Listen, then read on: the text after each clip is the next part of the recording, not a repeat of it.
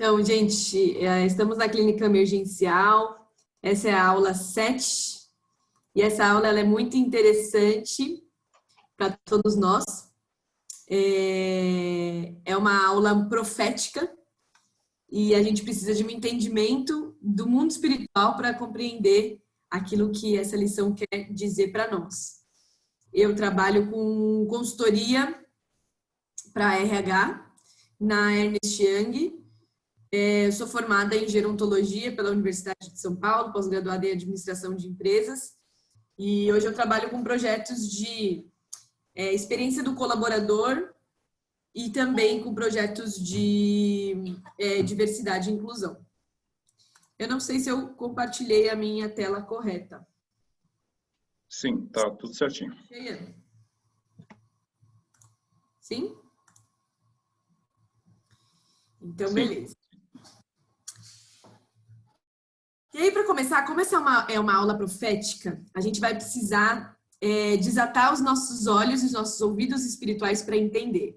Eu confesso que a primeira vez que eu ouvi essa pregação, eu demorei muito para compreender 100% o que ela me dizia.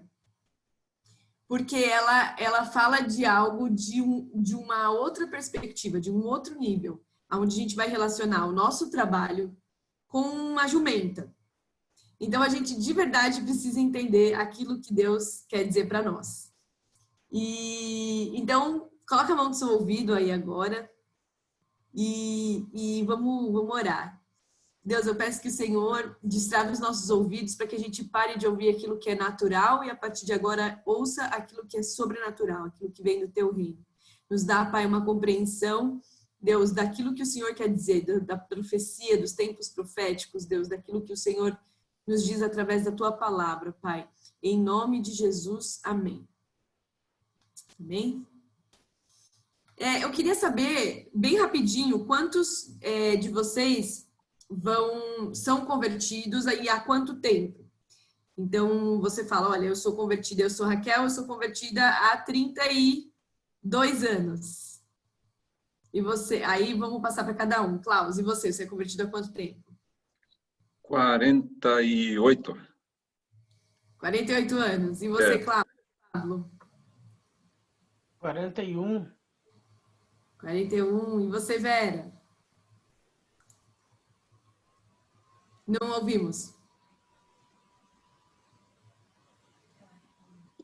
20 anos. 20 anos. E você, Lucas? 25 anos. 25. Solange? 31. Larissa? 4. Patrícia? 13 anos. E Alex? 7 anos. Muito bem. Então, todo mundo aqui já é convertido há mais de, pelo menos, um ano. Então, a gente vai conseguir entender mais ou menos o que as escrituras estão querendo dizer para nós, que a gente precisa de um nível de maturidade espiritual para isso. Mas, principalmente, o que a gente precisa é do Espírito Santo, porque ele revela grandes coisas para nós. E eu acho tão lindo quando a gente está lendo a Bíblia e, de repente, uma passagem que já era conhecida, que a gente já entendia, Deus revela algo novo, algo espiritual, algo profético para nós. E o que eu amo da palavra de Deus é isso, né? Então, hoje, o nosso tema da sessão 7 é Libertos da Escravidão. O propósito dessa sessão é entender que a salvação e a entrada do Rei Jesus na nossa vida, ela é algo de graça, né? A gente não merece isso. Então, a gente vai entender essa entrada do Rei dos Reis na nossa vida, entender o princípio do jumento ou da jumenta como um símbolo para a vida profissional. A gente vai entender o chamado que Deus nos dá da escravidão para a liberdade e a gente vai ter uma visão, uma análise profética da sociedade, a fim de entender o propósito de Deus para os nossos tempos e colaborar com Deus para que aquilo que Ele tem para fazer na nossa sociedade, neste tempo, Ele cumpra através da nossa vida. Então, primeira coisa é a gente colocar a questão da salvação e da redenção, que são os princípios básicos da Bíblia, numa mesma perspectiva, para a gente tá todo mundo na mesma página. Então, a primeira coisa que todo mundo aqui já sabe, já que não temos nenhum crente muito novo, é que nós fomos justificados pela graça, através de Jesus. Então, esse é um presente de Deus, né? A gente não merece esse presente, mas nós fomos salvos pela graça. Ele nos escolheu primeiro, né? Segundo ponto é que através da confissão da boca nós somos salvos. Em Mateus 10:32 fala, Jesus fala, se alguém me confessar perante os homens, eu o confessarei perante o meu Pai que está nos céus. Então, a segunda coisa é que nós temos que utilizar a nossa boca. E é através dessa confissão que a salvação chega a cada um de nós. Na Bíblia, a salvação ela é descrita como um caminho, um processo de aprendizado, de maturidade, de transformação, de mudança. E assim a nossa vida ela é restaurada para corresponder ao que Deus designou para nós desde o início, aquilo que Ele quer para a gente desde o início. A gente chama esse processo um processo de santificação, porque ele lida com essa questão da maturidade, ele lida com a questão da transformação.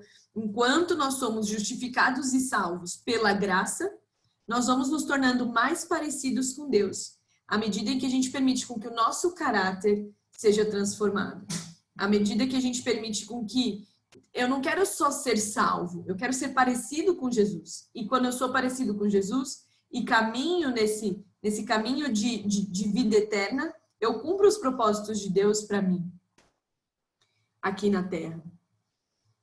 Né? Eu sou discipulado e eu sou santificado. E é um processo que vai durar a nossa vida inteira, até a gente atingir o que a Bíblia diz, a estatura do varão perfeito. Né? Até a gente atingir aquilo que Deus tem para nós, até a gente ficar mais e mais parecidos com Jesus. Através de Jesus, Deus já reconciliou tudo consigo mesmo, incluindo o nosso trabalho. Deus já disse sim para as nossas coisas, para o nosso trabalho, para o nosso propósito. Então, quando a gente vai orar, a gente não precisa ficar pedindo para Deus para que Ele seja bondoso com a gente. Ai, Deus, por favor, seja bondoso comigo. Deus, por favor, faz isso, faz aquilo. Não, porque Ele já deu. As bênçãos, elas já estão disponíveis para nós. Né? Na Bíblia fala assim, que toda sorte de bênção já está disponível no mundo espiritual. Nós precisamos acessar essas bênçãos e não ficar pedindo para que Deus libere as bênçãos, porque Ele já liberou. Não ficar pedindo para que Deus seja bom, porque Ele já é bom. Então, a gente precisa, na verdade, pedir para que o Senhor caminhe conosco e que a gente reconheça Ele nos nossos caminhos e que a gente seja transformado pela palavra dEle todos os dias. E assim, à medida que a gente caminha com Deus, o seu reino, conforme a gente vai caminhando com Deus, a gente revela o reino de Deus sem palavras. A gente começa a revelar o reino de Deus através daquilo que nós somos. Então, a minha vida, mesmo que eu não fale um A, é um testemunho vivo de quem Deus é. É um testemunho daquilo que o Senhor opera. Então, as pessoas elas não precisam falar comigo para saberem que eu sou cristã. Mas eles sabem que eu sou cristã pela minha conduta, pelos milagres que acontecem na minha vida. E, claro, sempre que alguém pergunta, Raquel, mas como que isso aconteceu na sua vida? Aí é o momento da gente falar o nosso testemunho e dar glória a Deus por aquilo que Ele realiza em nós e através de nós. Aqui eu queria falar um pouquinho sobre a entrada do rei. Vocês lembram dessa foto? Em que momento que foi essa foto? Né, essa figura? Foi no momento em que Jesus entra em Jerusalém. Isso está em Mateus 21. Se você tiver Bíblia com você, a gente pode ler juntos. Mas também no próximo slide ele vai estar trazendo qualquer versículo. É Mateus 21, do 1 ao 3. O que aconteceu quando Jesus entrou em Jerusalém? Agora, quando eles se aproximaram de Jerusalém e vieram para Betfagé, no Monte das Oliveiras, enviou então Jesus 2 discípulos, dizendo-lhes: vá para a aldeia que está diante de vós, e logo achareis uma jumenta e com ela um jumentinho. Solte-os e traga-os para mim. E se alguém lhe disser alguma coisa, você dirá, o Senhor precisa deles. E imediatamente ele os enviará. Bom, Raquel, o que isso tem a ver com a minha vida de trabalho, essa entrada de Jesus? O que isso tem a ver com a questão profética? Vamos lá. Existe um significado nessa entrada de Jesus em Jerusalém. Não é coincidência que esse ensinamento é trazido à nossa atenção nesse momento.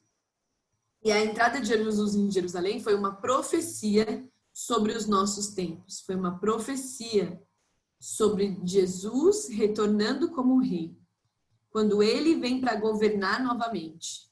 Foi nesse momento que o jumento tinha sido amarrado e foi solto. Então, o que acontece? Essa entrada de Jesus em Jerusalém, ela fala de Jesus quando ele vai voltar e vai colocar os seus pés no Monte das Oliveiras. Então, a gente tem vivido um tempo, e vocês talvez concordem comigo nisso, onde a gente tem visto os sinais dos fins dos tempos. Né? A gente está vendo, a Bíblia diz que no final dos tempos existiria um espírito de ilegalidade vivendo no nosso meio. O seu reino seria pregado em todo mundo, então todo mundo ouviria falar sobre Jesus. E a gente tem visto alguns sinais, né? Pragas que têm acontecido, algumas questões sociais e econômicas que estão previstas no livro de Apocalipse, que estão previstas não só no livro de Apocalipse, mas na Bíblia como um todo, que falam sobre a volta de Jesus. Então, nós acreditamos que nós estamos perto dessa volta de Jesus. E que vai existir, e já se iniciou, uma revolução para essa volta de Jesus. Aonde Deus vai transformar o nosso trabalho como um instrumento para a volta de Jesus. Então, aonde o reino de Deus, ele deixa somente de ser pregado em igrejas, ou ser pregado por ministérios, por missionários, e ele passa também a ser vivenciado no nosso dia a dia do trabalho. Então, ele transpassa todos os limites. Ele deixa de ser algo muito específico de dentro da igreja, algo muito específico das células. A gente já vê esse movimento de células também como algo que espalha ainda mais as boas novas do reino de Deus, mas também a gente vê a questão do trabalho, um lugar onde a gente também anuncia a volta de Jesus. Quando a gente recebe esse evangelho do reino, e a gente traduz esse evangelho do reino em ação, então nós mesmos viramos parte desse sinal da volta de Jesus. Porque é o que eu estava falando, eu não preciso usar palavras para falar sobre Jesus, para trazer as boas novas, mas as minhas ações, elas já dizem sobre isso, né?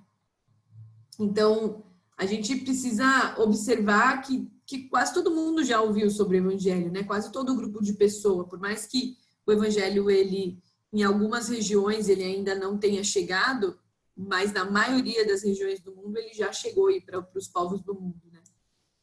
E o evangelho do reino também diz respeito da nossa vida diária de trabalho, que eles chamam aqui na ICCC, e nós chamamos, na verdade, como um movimento de trabalho espiritual.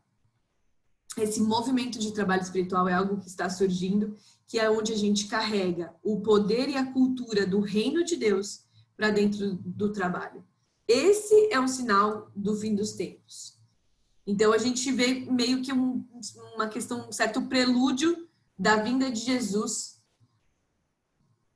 da volta de Jesus, que foi a mesma coisa que aconteceu nesse momento em que Jesus entra em Jerusalém, em cima desse jumentinho que antes estava amarrado e foi solto, que antes estava preso e foi liberto.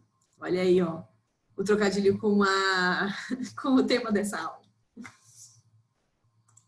Gente, só uma questão. Se vocês tiverem qualquer dúvida, vocês podem levantar a mãozinha aqui, que eu paro para ouvir a dúvida de vocês, tá bom? E a gente vai conversando. O jumento, nesse caso da entrada triunfal de Jesus em Jerusalém, ele é um reflexo da nossa vida profissional. Ele significa, é meio que uma parábola da escravidão, da nossa luta, do labor diário. E Jesus pediu para os discípulos irem lá e soltarem os jumentos. Jesus precisava do jumentinho para entrar em Jerusalém, da jumenta. Esse jumentinho, ele era um jumento jovem, que talvez nunca tenha sido montado. Tinha uma jumenta e um jumento novinho.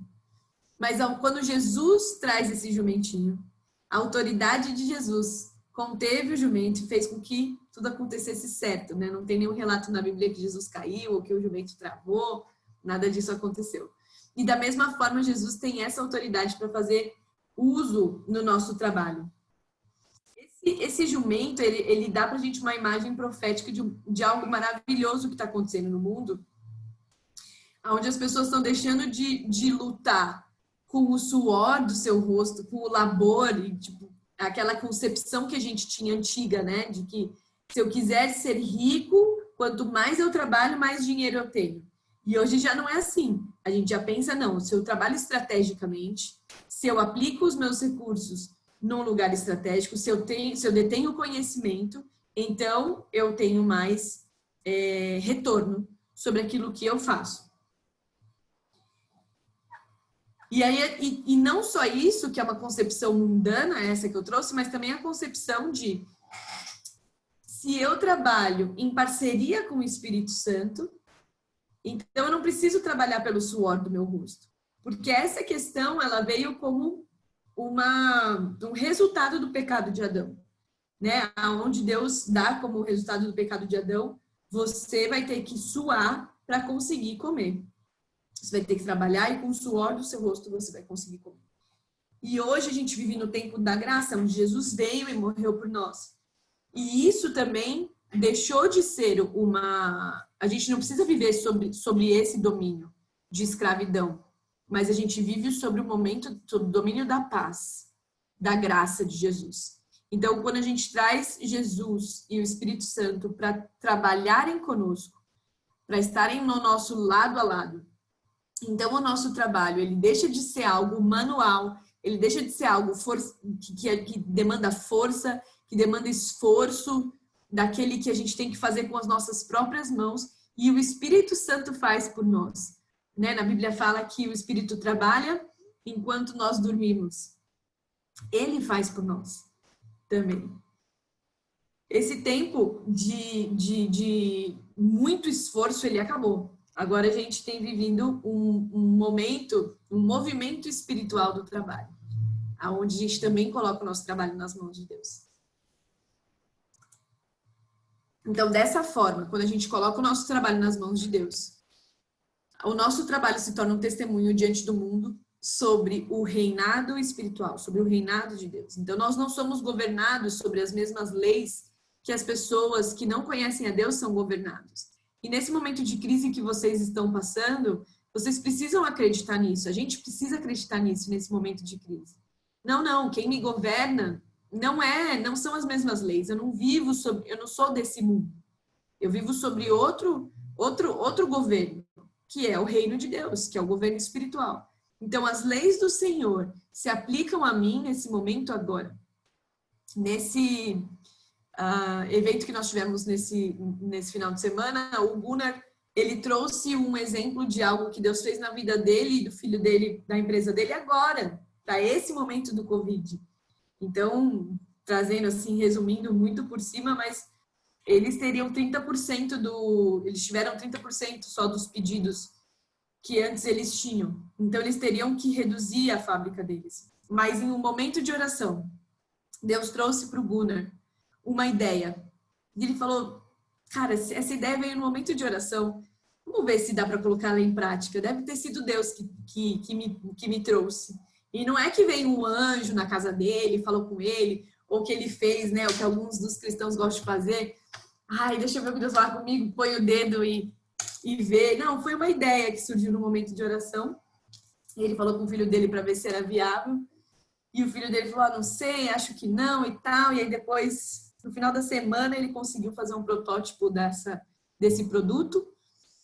E só sei que isso não só salvou a empresa dele, mas fez com que a empresa dele lucrasse mais do que ela já lucrou nos últimos 40 anos. Então, entende? Quando a gente vive os princípios do reino nos nossos negócios, a gente vive sobre outra dimensão. Nossa, mas no momento de Covid, no momento de crise mundial e tal, sim, nesse mesmo momento, Deus pode fazer coisas diferentes para cada um de nós. Então, a gente vive em tempos proféticos, onde a gente está profetizando a volta de Jesus. O trabalho, os negócios, a compra e a venda é esse campo final antes do retorno de Jesus à Terra.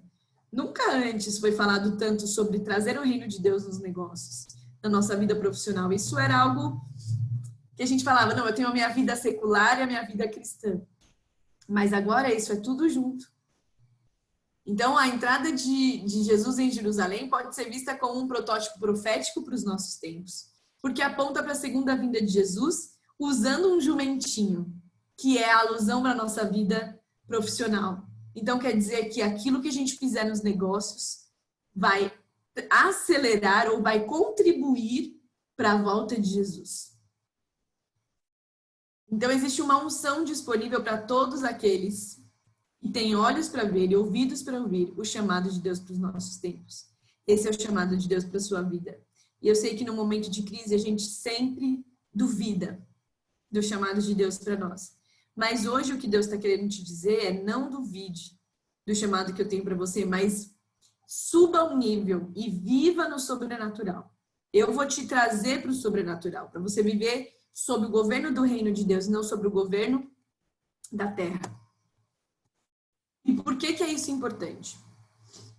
Porque assim como existe um sistema no nosso corpo, né, de circulação de sangue, que transporta a nutrição para todos os órgãos e membros, a vida do trabalho e a vida empresarial, ela compõe esse sistema circulatório para a provisão e construção de uma nação. Imagina se não houvessem negócios em alguma nação. Existem algumas nações em que há muito poucos negócios, né? As nações mais comunistas. E isso acaba não gerando riqueza para a nação. Quando uma nação quer se desenvolver, ela começa a pensar, deixa eu ver. Por exemplo, quando a gente quer desenvolver aqui no Brasil alguma região que está pouco desenvolvida. O que eles fazem? Olha, eu vou diminuir os impostos dessa região para que algumas empresas possam se estabelecer lá. Eu vou facilitar para que as empresas tenham mais espaço de manobra. Eu vou ajudar para que a mão de obra seja um pouco mais barata ali, onde a gente tire um pouco de imposto sobre a mão de obra. E é sempre feito assim, quando a gente quer desenvolver algum lugar, então o governo ele começa a pensar estrategicamente como que eu atraio negócios, como eu atraio empresas, como eu atraio, por quê? Porque quando uma empresa vai para um lugar, ela desenvolve aquele lugar. Então, ela acaba gerando emprego, e de emprego acaba gerando novos negócios, então é uma padaria local. Não sei se vocês já foram em alguma zona industrial. A cidade em que eu nasci, ela é... Na verdade, eu nasci em Sorocaba, mas eu morava em Votorantim. E Votorantim começou a se desenvolver por causa da fábrica de cimento, né, de Votorantim. E ali começaram a morar famílias e tal, aí começa uma padariazinha, aí começa um mercado, aí começa isso, aquilo. E aí, aos poucos, aquele lugar vai se desenvolvendo, porque atrai mais pessoas, atrai mais dinheiro, gera renda para o lugar, gera riqueza para o lugar. Então, assim como existe esse sistema circulatório, a vida empresarial e de trabalho também é um sistema circulatório que traz a provisão para uma nação, para a construção de uma nação. Como pessoas peculiares de Deus que nós somos na vida profissional e empresarial, a gente é chamado para ser essa expressão do reino de Deus. Para que a gente possa moldar a esperança do reino em sua plenitude de uma forma antecipatória. Então, a gente já está vivendo as verdades do reino sem que o Senhor tenha voltado. Então, Deus quer revelar a sua múltipla sabedoria através de nós, de dentro da igreja e através dos negócios. Então, se trata de uma reforma da vida profissional que vai manifestar uma teologia da vida profissional. Mas calma, gente, não é uma nova teologia que é contra a igreja. Não, é algo que vem somar com aquilo que nós já temos vivido como igreja, né? Então, essa oportunidade que a gente tem aqui de estar pessoas de estados diferentes, cidades diferentes, de igrejas e denominações diferentes, com tempos de conversão diferentes, Isso é uma teologia, isso é um movimento profético de junção do povo de Deus, independente da sua denominação, independente da sua localização, para dizer, não, o reino de Deus é chegado a todos aqueles que são filhos de Deus. Nós somos chamados a essa liberdade. A gente precisa, então, fazer essa movimentação de ter a nossa vida profissional como esse labor, como esse trabalho pesado, para viver em liberdade de espírito na nossa vida profissional, para viver, sair da escravidão do governo do mundo para passar para o governo dos céus. Então, o êxodo histórico de Israel da escravidão no Egito, a Terra Prometida, é um protótipo que fornece uma compreensão para a nossa vocação e o nosso chamado. A gente foi salvo através da graça, que a gente já falou, mas também a gente é chamado para fazer um êxodo mental das formas terrenas de pensar e começar a pensar com a realidade do reino dos céus. Que a gente começa a viver e a gente começa a trabalhar de acordo com a fé, de acordo com a diretriz de Deus, de acordo com o que Deus nos fala, mais do que de acordo com o que está acontecendo ao nosso redor e a realidade do mundo. Então, a gente recebe ativamente o dom de Deus de viver como cidadão do reino de Deus. E a gente é chamado a adquirir o reino de Deus tomando as promessas pela fé. Então, Deus, o Senhor disse, o Senhor me prometeu, o Senhor diz na sua palavra que... E aí a gente começa a orar e declarar as verdades do reino do céu para que elas se tornem realidade aqui na terra. Existe um poder naquilo que a gente declara, existe poder nas nossas palavras, poder na nossa boca. E a gente precisa começar a declarar essas coisas. E parar de declarar falência, parar de declarar vai dar errado, parar de declarar eu não aguento mais esse trabalho, isso daqui não é para mim. E começar a declarar, não, Deus me chamou para fazer. É um chamado. Eu tô vivendo isso para que eu traga o reino de Deus na terra. Então, é você começar a entender, parar de olhar nesse campo, começar a ver o campo dos céus e começar a entender qual é o sim de Deus para o seu trabalho. O que Deus quer que você faça agora? Qual é a estratégia que Deus tem para você? E o que essa liberdade impacta? E quais são os sintomas de escravidão? E quais são os sintomas de liberdade? E hoje eu quero te convidar a pensar em si mesmo. Essa é uma aula complexa de entender e é uma aula onde a gente precisa fazer uma autoanálise para compreender. E uma autoanálise, quando a gente vai fazer, toda vez que a gente vai fazer uma autoanálise, a gente precisa de humildade para que a gente consiga se enxergar naquilo que a gente precisa melhorar. Então, se você tem... Hoje eu quero te convidar a fazer essa autoanálise para ver se você tem tido algum desses sintomas de escravidão. Então, se você tem se sentido com desesperança, insignificância, estresse, frustração no trabalho, acho que estresse e frustração no trabalho sempre vai ter, mas não é aquela questão de se sentir estressado ou se sentir frustrado com algo, mas é aquela constância, eu estou sempre estressado. Eu estou sempre frustrado com o trabalho. Sempre você está caçando desenvolvimento de coisas novas, um desenvolvimento seu, ou de algum item da sua empresa, ou de algo novo para você. Então, você fica meio que, sabe, cachorro que corre atrás do rabo? A gente fica meio que dando volta, assim, buscando algo, e a gente nunca chega. E parece sempre que a gente está tentando sobreviver, sempre se afogando. E aí vem um mês, e aí vem um pedido de um cliente, e você dá um respiro, você vai, vou sobreviver esse mês. E aí mês que vem eu já nem sei como vai ser também, porque mês que vem ao Senhor pertence. E aí você tá sempre nessa ânsia, achando que em algum momento você vai afundar. E a vida, a sua vida acaba se resumindo a demandas. Faz isso, faz aquilo, eu preciso fazer isso, preciso fazer aquilo, preciso ir no banco, preciso resolver, preciso falar com fulano, preciso falar com ciclano, preciso mandar embora, preciso contratar. E você nunca tem tempo para parar e pensar na estratégia, ou para parar e buscar uma diretriz de Deus. Você é pressionado pelas circunstâncias, então começam a acontecer algumas questões, é um pedido que não vem, é um cliente que deixa de ser cliente, e aí a gente acaba se sentindo pressionado por essas questões de, meu Deus, eu não vou conseguir sobreviver, meu Deus, não vai dar certo, meu negócio já era. Experiência de decepção e de desequilíbrio na vida, tá tudo dando errado. sentimento de impureza e indignidade. Tudo isso são sintomas de escravidão. Talvez você não tenha todos, mas talvez você tenha um. E se você tiver um desses sintomas, hoje a gente vai ministrar para que você seja completamente livre no seu trabalho. E qual que é a substância da liberdade? É um sentimento de satisfação, de saber que pode ser que esteja tudo errado. E, Raquel, eu consigo me sentir satisfeito mesmo quando dá tudo errado? Sim. Então é um sentimento de satisfação. Pode estar dando tudo errado, mas eu sei, eu tenho a paz que excede todo entendimento. Eu sei que eu estou fazendo aquilo que Deus me chamou para fazer, mesmo que esteja dando tudo errado. Você sabe que você pertence a uma causa maior, que é trazer o reino de Deus para o mundo. A alegria nas coisas que você faz, em todas as tarefas, em todos os seus to-dos. Eu tenho alegria em riscar to-dos no meu dia a dia. Não sei você.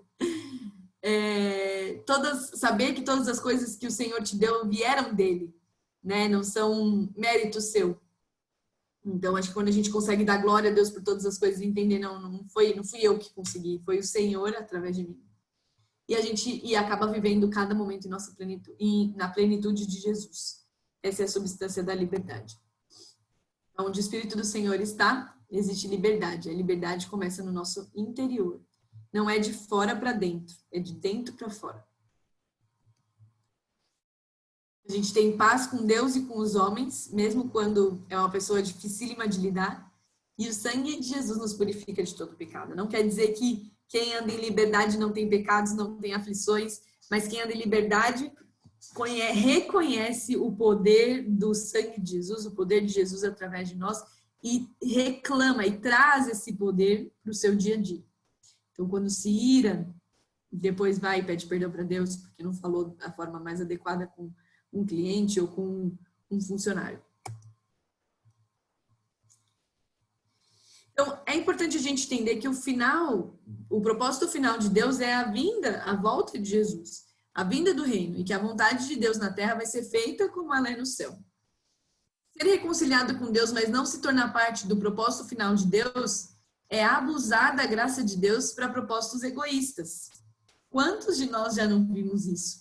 Né? E a gente vê isso no nosso dia a dia, as pessoas se aproveitando das coisas que Deus nos dá gratuitamente para benefício próprio apenas, e não para trazer o reino de Deus. Sabe que quando nós acreditamos que Jesus Cristo morreu por nós, nesse momento a gente recebe um propósito. Filho, você é meu filho, e eu tenho um propósito para você. Tem os negócios do Pai, a gente acaba tendo os negócios do nosso Pai Celestial para cuidar.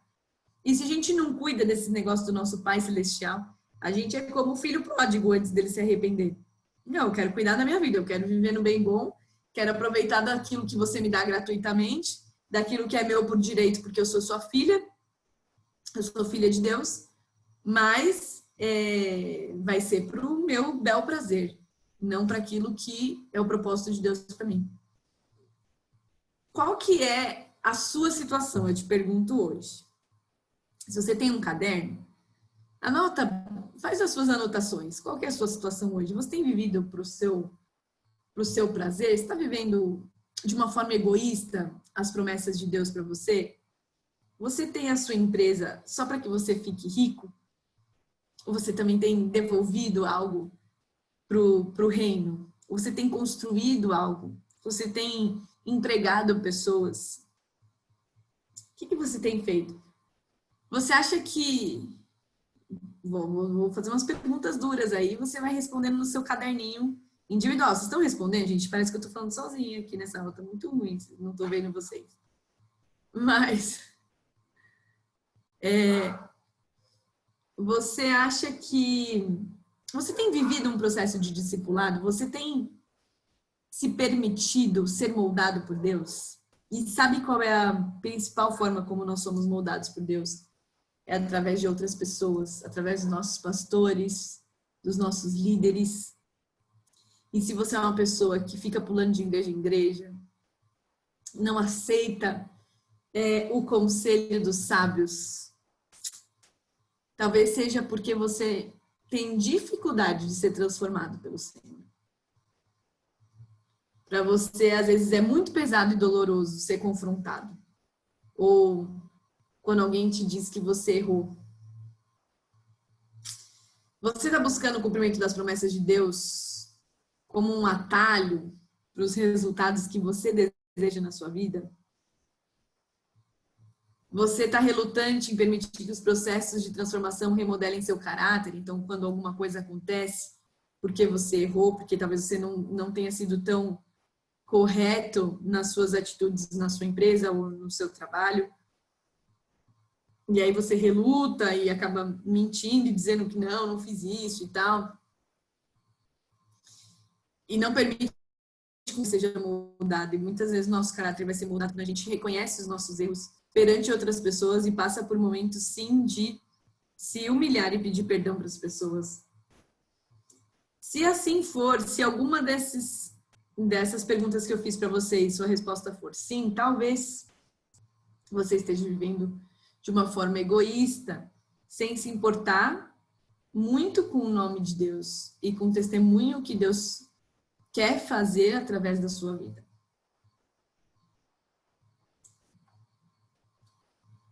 Existe uma trilha do jumento na Bíblia.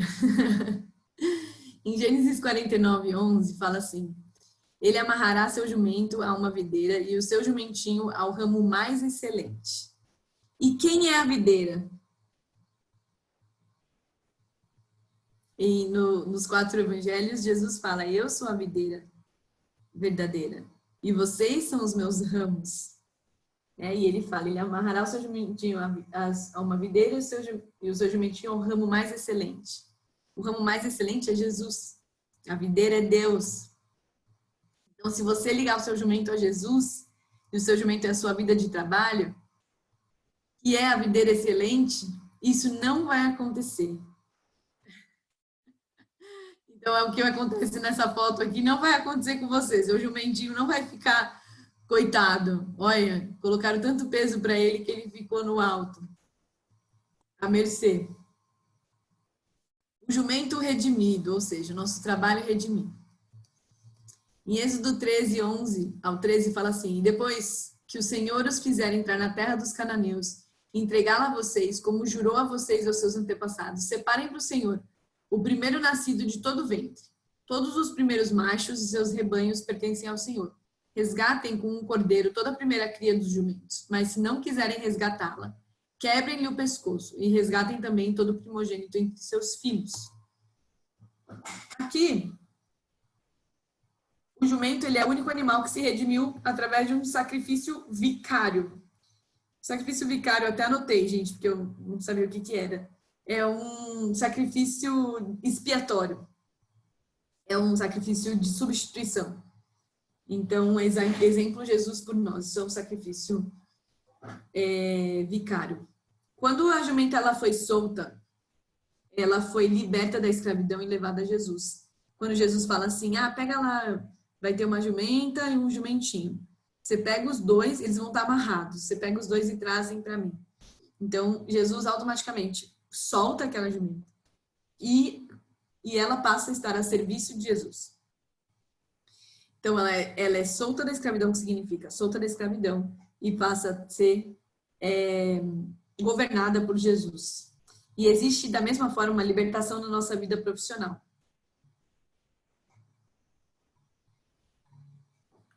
Essa passagem da Bíblia, ela é um pouco estranha em alguns aspectos, né? Primeiro porque ela fala assim, resgatem um cordeiro, toda a primeira cria, um cordeiro e toda a primeira cria dos jumentos. E o jumento, ele não era considerado um animal puro, ele era um animal impuro, na verdade. Ele não era um animal sacrificial, que podia ser sacrifício para Jesus. Se o burro não fosse resgatado por um cordeiro, a alternativa seria quebrar o pescoço do burro, tá vendo que tá falando aqui, ó? Mas, se não quiserem resgatá-la, quebrem-lhe o pescoço. Então, a escritura, ela confirma que a jumenta, que significa esse desgaste da vida profissional, ela é redimida por um cordeiro. E se ela não é redimida, a alternativa é quebrar o pescoço. E o cordeiro sacrificial de Deus foi sacrificado por nossa causa. Assim como a jumenta, a nossa vida profissional tem que ser redimida por Jesus. Amém, gente? Escreve um amém aí aqui no chat, só para ver se vocês estão vivos, porque eu tô achando que vocês estão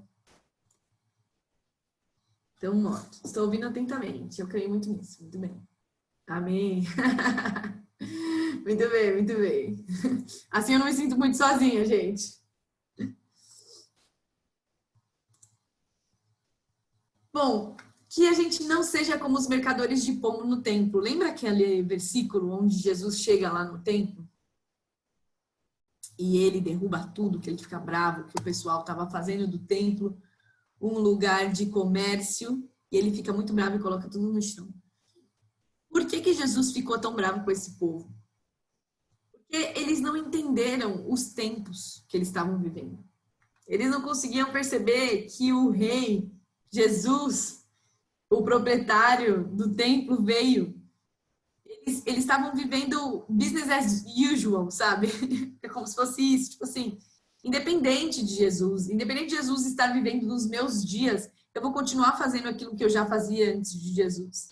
Eu vou continuar vivendo da mesma forma que eu vivia antes de Jesus. Eu vou continuar negociando da mesma forma que eu negociava antes de Jesus.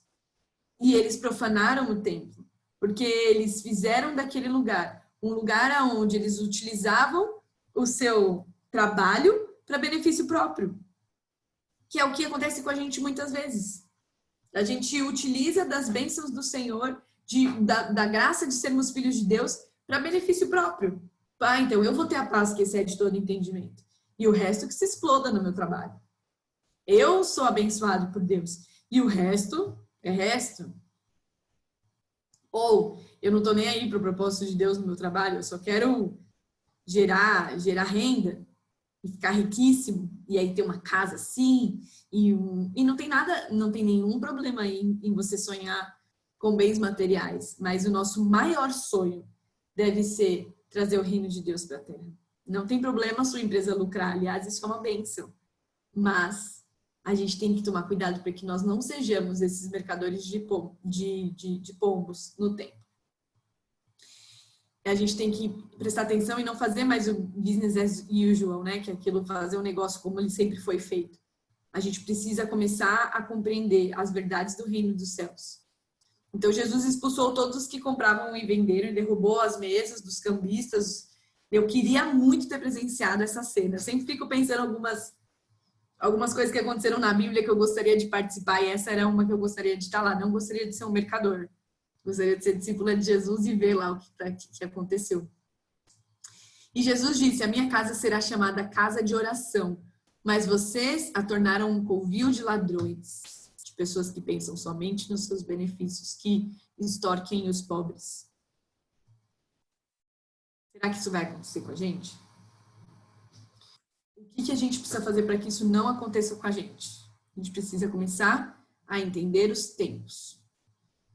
Então, é urgente que a gente entenda os sinais e os tempos de Deus para nós.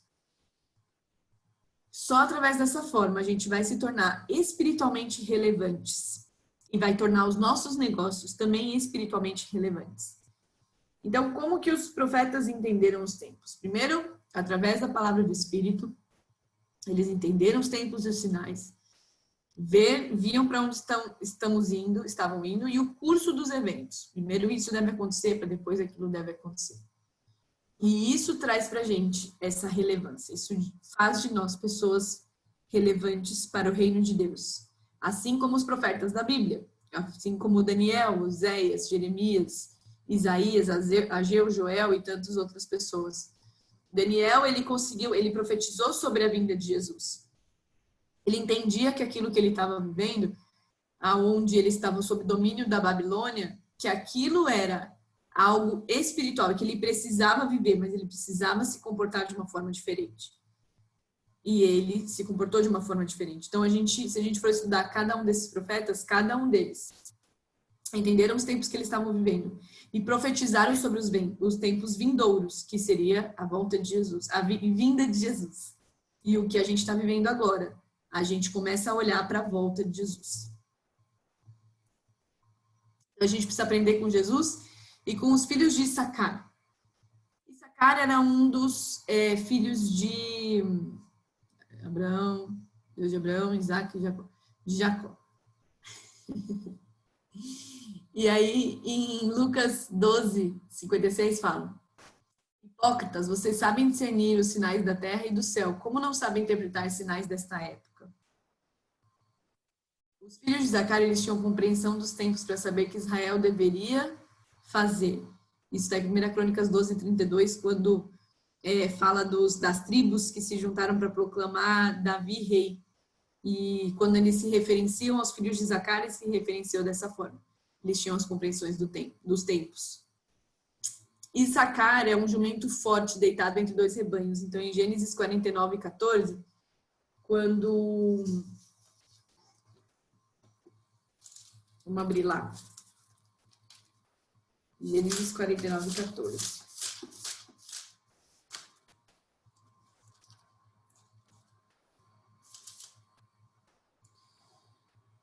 Quando Jacó foi abençoar os filhos dele, ele começou a abençoar filho por filho, e foram 12, que se tornaram as 12 tribos de Israel. Então ele fala assim, 49:14, para Issacar, que era um dos seus filhos. Issacar é um jumento forte, deitado sobre as suas cargas. Quando ele perceber como é bom o seu lugar de repouso e como é aprazível a sua terra, curvará os seus ombros ao fardo e se submeter aos trabalhos forçados. Então Issacar significa um jumento forte. E a gente precisa analisar a sociedade. Para que a gente entenda os tempos que nós estamos vivendo, a gente precisa também entender o contexto em que nós estamos inseridos no mundo. Por mais que nós não sejamos governados pelas leis do mundo, a gente precisa entender o contexto em que vivemos. Uma coisa muito legal que o Gunnar falou também é que Deus, ele não faz nada por acaso. E ele já nos predestinou, nós todos que estamos aqui, nós todos que estamos vivos nessa época, para viver essa crise do Covid. Ele te predestinou para isso. Nenhuma crise é surpresa para Deus. Ele já sabe de tudo que vai acontecer. E se ele nos colocou para vivermos nesse tempo, é porque através de nós virá a resposta para esse tempo também. Porque através dele a gente vai encontrar a resposta e vai viver a resposta e vamos ser a resposta para esse tempo. Então, quando você se sentir desesperado e desesperançoso com aquilo que você tem vivido, se lembra, não, se eu estou vivendo esse tempo, Deus tem esse tempo para mim. E a gente precisa começar também a olhar aquilo que está acontecendo ao nosso redor, para que a gente entenda o mundo espiritual e os sinais que estão acontecendo ao nosso redor. A primeira coisa é entender a agenda global. O que está se falando no mundo? O que está acontecendo no mundo? Quais são as diretrizes da ONU, por exemplo? O que está acontecendo na economia global? Existe um colapso? O que está acontecendo na Europa, né, do Brexit e outras coisas que estão começando a trazer animosidades entre os países que antes tinham uma união econômica. O que está acontecendo com o Brasil? Quais são os aliados que o Brasil tem? O que está acontecendo com os Estados Unidos? Por que o Trump está nos Estados Unidos? A gente tem que começar a olhar isso. O que ele está fazendo com a economia? A igreja. O que está acontecendo com a igreja de Deus? Temos tido mais resistência? Temos tido... Dentro da igreja tem se espalhado algum espírito? O que está acontecendo nas nossas igrejas? E o que está acontecendo em Israel e com o povo judaico? Eles estão sofrendo represálias? Eles estão sofrendo ao redor do mundo? Ou eles estão enriquecendo? O que está acontecendo com Israel? Israel virou um polo de tecnologia hoje, né? O Senhor está levantando a Israel. E quando você quer falar de startup, eu estava bastante inserida nesse mundo de startups, a gente sempre tem Israel como uma referência. Então, todo mundo que é ligado em tecnologia quer ir para lá para aprender.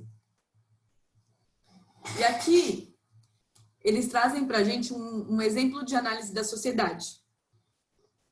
Essa aula não é tão atualizada, mas a gente pode atualizar ela, que já faz alguns anos, e como a gente sabe, a gente está vivendo num mundo efêmero.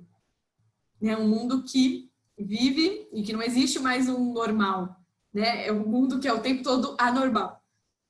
Então, quais são as tendências que estão acontecendo? O que caracteriza o desenvolvimento na sociedade atual? qual que é a perspectiva de Deus e qual é a visão cristã para o mundo. Então, vamos pensar, o que caracteriza o desenvolvimento da sociedade atual? Aí que tem globalização, eu diria a revolução tecnológica, principalmente por causa do Covid, que acelerou a revolução tecnológica no mundo inteiro. Amálgama, dissolução, aceleração, competição, individualização, experiências na sociedade, como a gente vê também o egoísmo, ou até a cultura de eliminar as pessoas, cancelamento, uma cultura de cancelamento, não sei se vocês já ouviram falar, então a pessoa fez uma coisa errada e cancela-se essa pessoa da sociedade, né? Gente, já estou terminando, que eu já sei que eu me estendi. Falta de energia em alguns lugares, comida, antissemitismo, que é ser anti-judeus, né? Ódio aos judeus, mudanças demográficas, então o envelhecimento da população, o feminismo que tem tomado cada vez proporções ainda maiores no nosso tempo. Então, qual que será que é a perspectiva de Deus e qual a visão cristã para esse mundo? Como que esse mundo, para mim, pelo menos, ele está cada vez mais se polarizando daquilo que Jesus chamou a gente para fazer, daquilo que a Bíblia prega e aquilo que o mundo tem pregado. Um falso amor, uma falsa humildade, uma falsa compaixão das pessoas. Quais são as forças que estão impulsionando as tendências e por quê? Então, a crise financeira, novas tecnologias, medo, incerteza, ganância, orgulho, controle. E o que está me motivando? Será que eu estou sendo motivada por alguma dessas forças? E as questões nossas, que a gente tem que responder para a gente mesmo. Como a minha fé significa a realidade? O que é o trabalho? Por que a gente trabalha? Para quem que você trabalha? Você trabalha para você mesmo, para o seu ego, para aquilo que você quer conquistar? Por que você quer conquistar aquilo que você sonha? Né? Quais são os meus valores, a minha identidade? Como eu lidero? O que é liderança? Qual é a visão de Deus sobre dinheiro e finanças? E como eu devo gerenciar meus recursos, meu tempo e meus relacionamentos? Então, aqui eles dão para a gente também uma breve análise da sociedade. Gente, não vai embora, é isso. Fica aí, pelo amor de Deus. Tô acabando. Ah, por que não tá? Não tá indo, meus slides.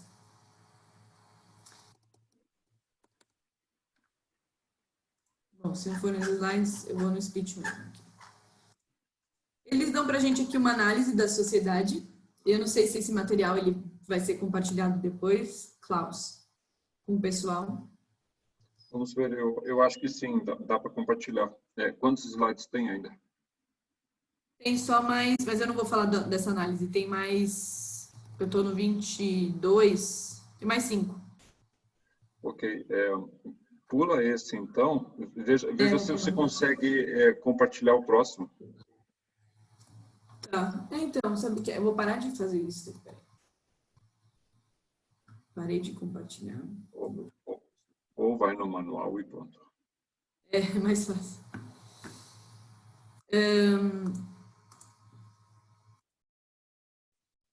Então, o mais importante para a gente finalizar essa aula aqui, porque eu já me estendi, é dar a nossa resposta pessoal ao Senhor. Ó, tá vendo? É isso, pronto, agora foi.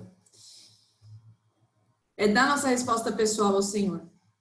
A promessa de Deus vem àqueles que o servem. O chamado e as promessas de Deus estão englobados nas palavras de Malaquias. E fala, e eles serão meus, diz o Senhor dos Exércitos, naquele dia serão para mim joias, poupá-los-ei como um homem poupa o seu filho que o serve. Então voltarei e vereis a diferença entre o justo e o ímpio, entre o que serve a Deus e o que não serve. E aqui tem algumas perguntas que eu gostaria que vocês tirassem uma foto daqui desses slides e vocês respondessem para vocês mesmos. Então, como que você vê o seu trabalho? Você vê o seu trabalho como um serviço diante de Deus, um jumento que Jesus pode usar para realizar o seu propósito da volta de Jesus? O seu jumento, ele está liberto? Ele está redimido? Então, o seu trabalho está redimido? Ou ele ainda está sob a escravidão? Você vê com os olhos de Deus o que o seu jumento poderia significar e implicar para frente? Você consegue enxergar a visão que Deus tem sobre o seu trabalho? Você está criando ou consumindo a sua herança espiritual e material? Está criando ou você está consumindo a sua herança espiritual e material? Então, essas são as perguntas que eu queria deixar para vocês, para que vocês reflitam durante a semana sobre o seu trabalho e como que o seu trabalho tem sido colocado à disposição para Jesus. Será que ele ainda está preso e precisa ser liberto? Ou será que você já consegue trazer a libertação sobre ele? E nós vamos orar durante essa semana. Eu queria desafiar vocês a orarem durante essa semana para que o seu trabalho seja completamente liberto para o uso exclusivo do Senhor. Que não seja usado para benefício próprio, mas que seja para o Senhor. Para que você faça parte dessa revolução, para que você seja um testemunho e para que você viva o reino de Deus, seja um prelúdio daquilo que está por vir. E faça parte desse movimento de volta de Jesus Cristo. Amém? É isso.